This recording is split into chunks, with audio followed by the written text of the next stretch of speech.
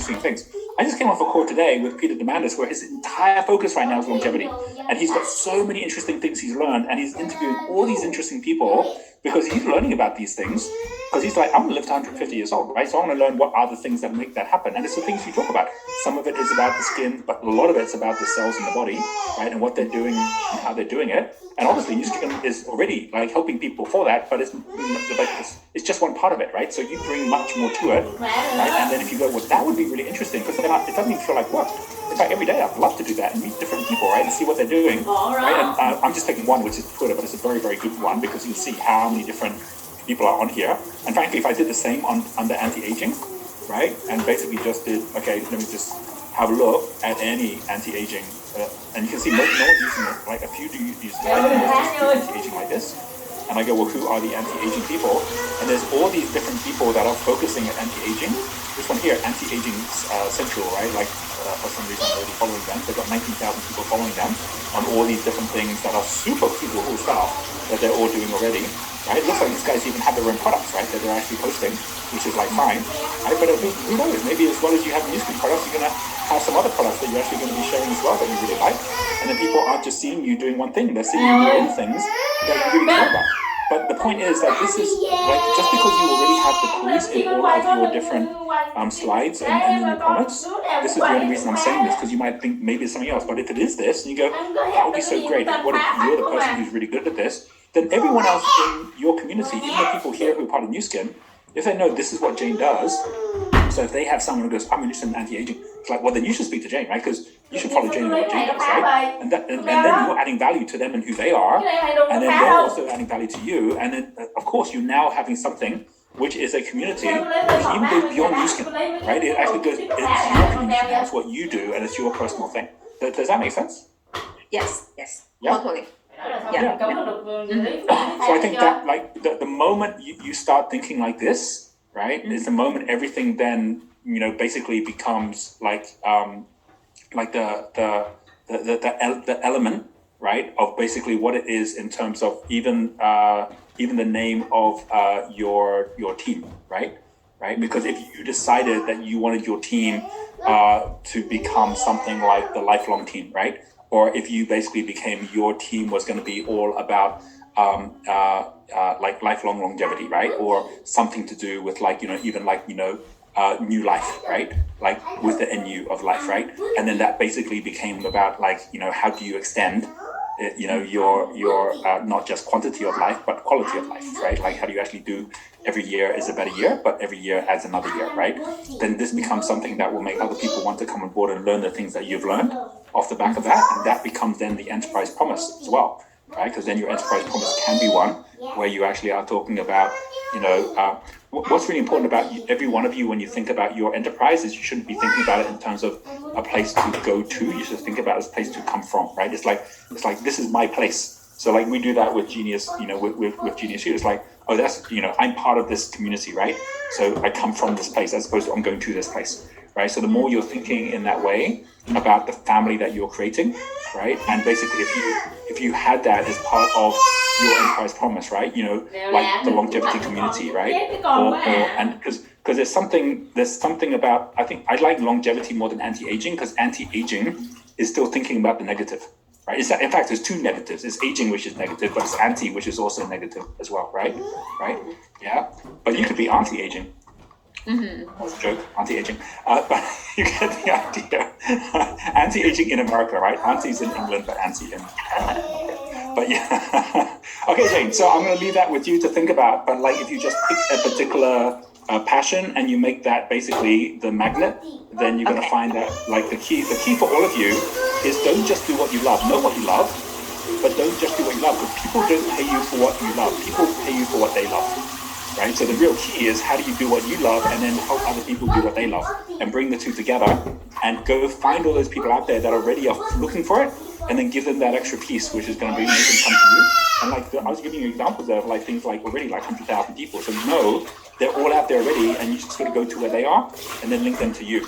Like I was giving a story just on the last call that I was on, which was the call with the Asia Pacific people, where I was talking about a girl in San Diego who I met in Bali. Beautiful girl. She runs a coaching program for businesses in San Diego.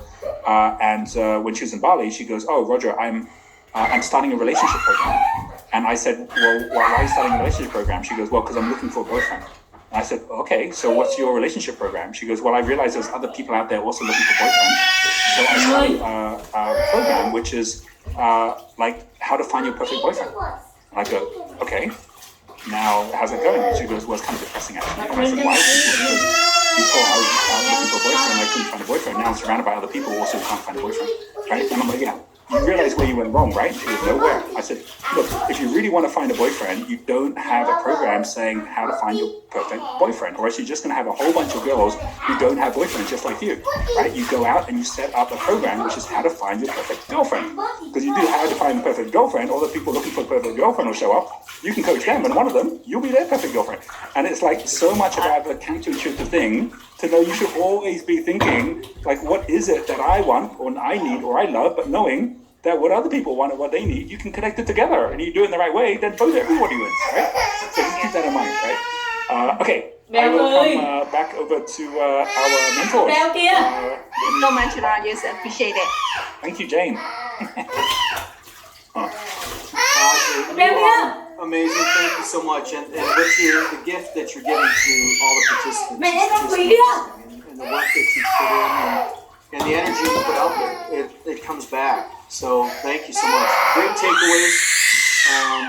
And what's showing up for you from all three regions that you're now seeing today on Wednesday? Yeah, well, I think it's really fantastic because I think that by the time we get to October, we're going to be back to hybrid. We're going to be running this in Bali and we'll do a virtual version as well, right? So this is probably our last fully virtual that we're actually doing, because even at this point, we didn't know what was going to be open at this point, but now we can see everything's open up as well.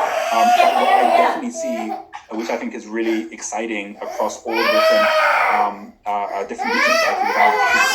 Is there's a mix of those who have gone through masters before, and they're coming back and they're reminding themselves, "Oh, wait a minute, yeah, I've been here before." But there's also those who, even if this is your first time, you're being reminded of some things that you forgot, right? It's like for somebody who's like, "Oh, wait, yeah, this is the reason I started my business. This is what I was excited about. I forgot somewhere along the way." So I think that we are living in a time of so much noise. Big fear, things happening, we're going to have World War III, all these things are outside our control, right? But the one thing that is always in your control is your inner music. Right? This is basically what you're tuning into. And one thing very interesting about tuning in, right, which is what everyone does in Masters is tuning in more, is to understand what this concept of tuning is, right? So there is basically there is a Roman goddess. It's the Roman goddess that you find on the front of all the ships that kind of went across over to America in the early days. It's the goddess of luck. And the goddess of luck is Fortuna, right?